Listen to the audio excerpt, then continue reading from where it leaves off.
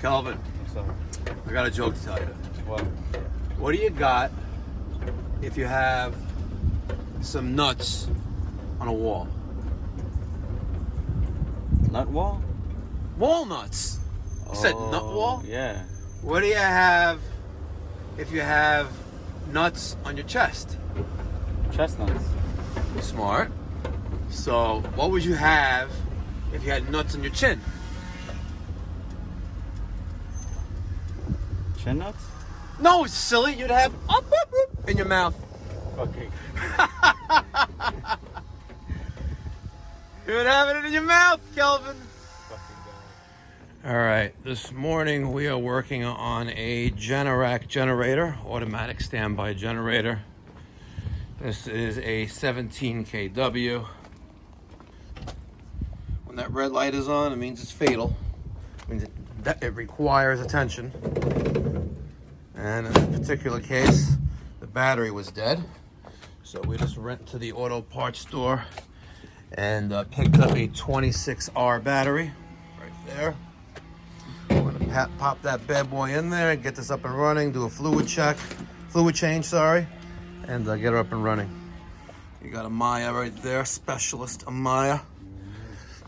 All right, hook this battery up, stand by. All right, we got the right size battery in. Moment of truth.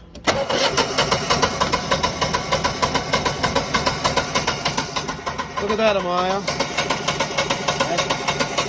The error code was RPM sense loss. The error was RPM sense loss. When we put it into manual, nothing happened.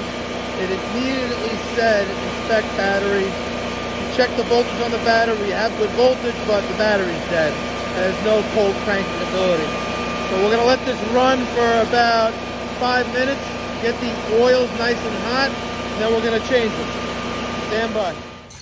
All right, we are dumping the oil. Look at that oil. That's gross. Kelvin is working on changing out the spark plugs.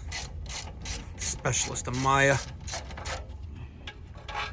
Take a look at that spark plug. Yep. So we have new ones for him. Comes with a maintenance kit.